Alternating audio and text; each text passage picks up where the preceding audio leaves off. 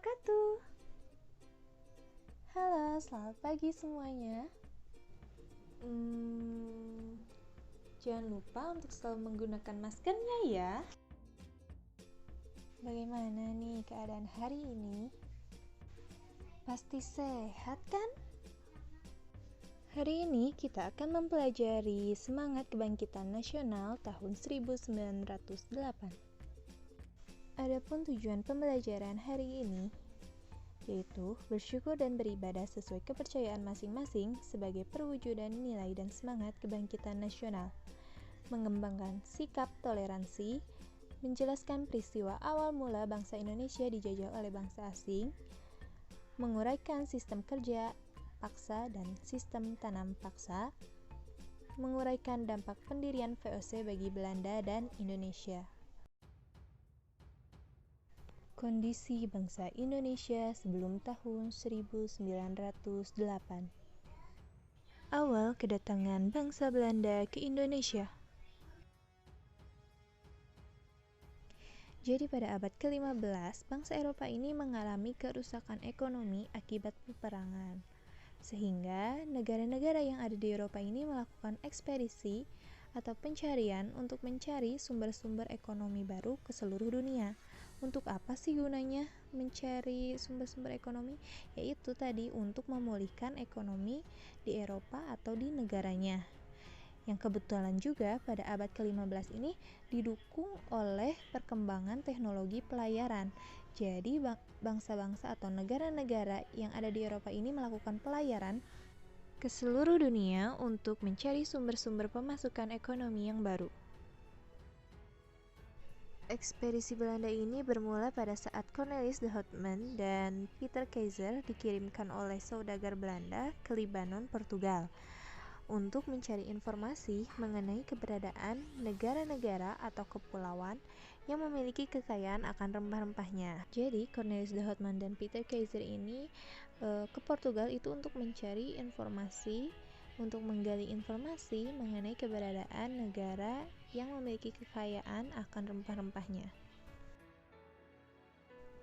Nah, setelah mendapatkan informasi dari Portugal, akhirnya Cornelis de Houtman dan Peter Keizer ini kembali ke Belanda dan menyimpulkan bahwa Bantenlah yang cocok untuk tempat membeli rempah-rempah. Pada tahun 1595, akhirnya rombongan Cornelis de Houtman ini berangkat menuju Banten untuk mulai mencari rempah-rempah yang ada di daerah Banten dengan membawa 4 awak kapal. Kedatangan kapal yang dipimpin oleh Cornelis de Houtman bersama awak kapalnya semula itu disambut baik oleh rakyat Banten.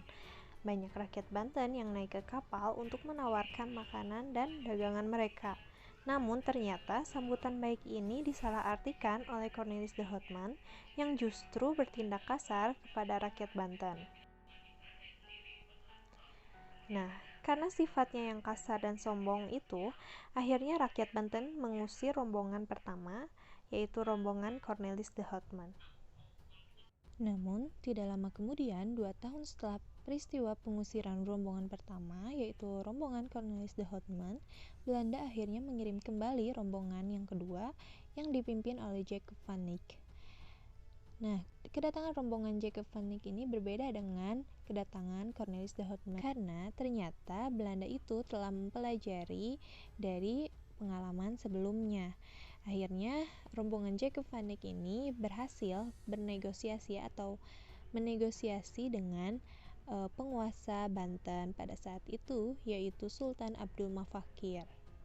Sebenarnya tujuan awal Belanda datang ke Indonesia yaitu untuk mencari rempah-rempah. Karena pada saat itu di Eropa, rempah-rempah sangat dibutuhkan dan memiliki nilai jual yang sangat tinggi. Perumpamaannya, rempah-rempah itu sama dengan segenggam emas. Namun, lama-kelamaan, Belanda akhirnya ingin menguasai wilayah Nusantara ini yang kaya akan rempah-rempahnya. Sampai terjadilah awal mula penjajahan Belanda di Indonesia. Awal mula penderitaan rakyat Indonesia ini terjadi ketika VOC pertama kali didirikan, yaitu pada tanggal 20 Maret 1602.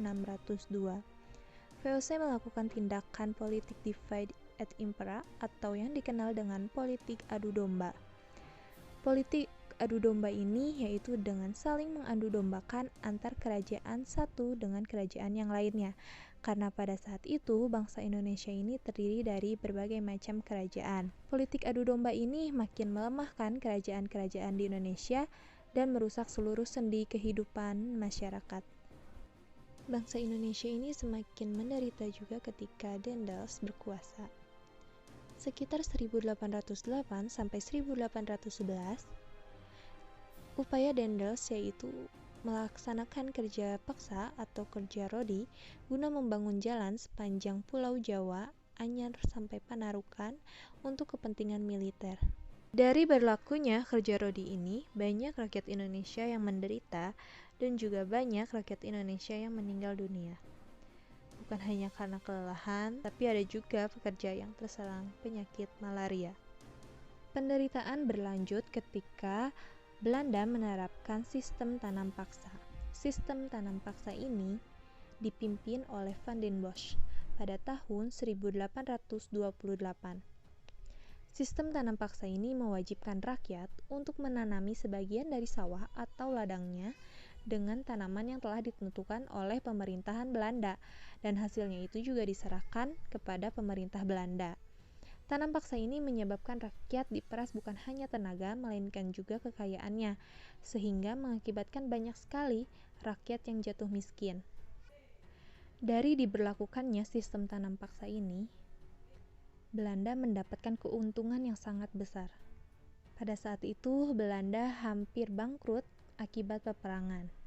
Namun, setelah memberlakukan sistem tanam paksa ini, Belanda mampu melunasi hutang-hutang, bahkan Belanda menjadi negara kaya di Eropa.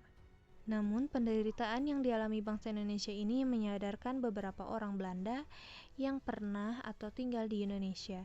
Di antaranya itu ada Baron van Hove, Edward Doesdecker, dan Mr. van Deventer. Edward Doesdecker ini terkenal dengan nama samaran Multatuli.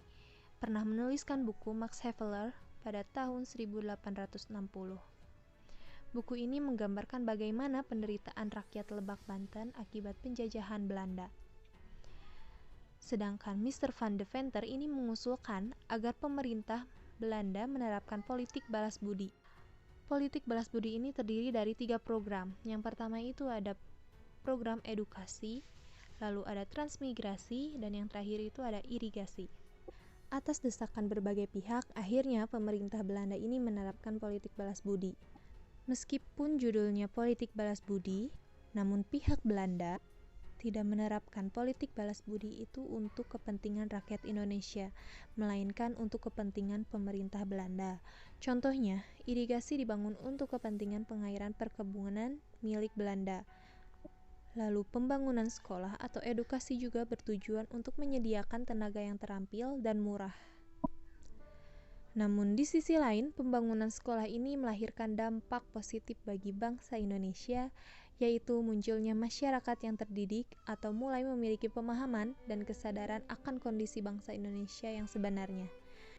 Kondisi bangsa Indonesia atau rakyat Indonesia pada saat itu memang tidak memiliki pengetahuan, mereka terbelakang, dan kemiskinan merajalela.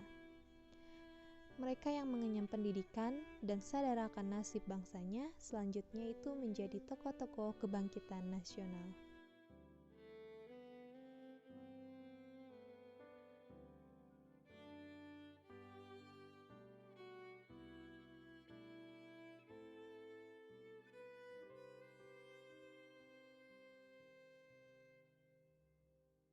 Suatu bangsa tidak akan berubah manakala bangsa tersebut tidak mau mengubah dirinya sendiri. Bangsa Indonesia tidak mungkin menjadi bangsa yang bebas, merdeka, seperti yang kalian rasakan saat ini apabila tidak ada usaha untuk bangkit dan melepaskan diri dari penjajahan. Kesadaran bangsa Indonesia untuk bangkit tumbuh seiring lahirnya generasi muda terdidik dan peduli terhadap kemerdekaan Indonesia.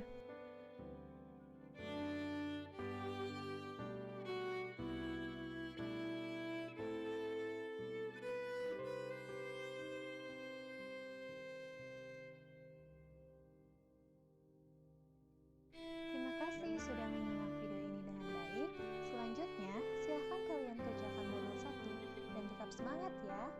Sampai jumpa di video berikutnya. Wassalamualaikum warahmatullahi wabarakatuh.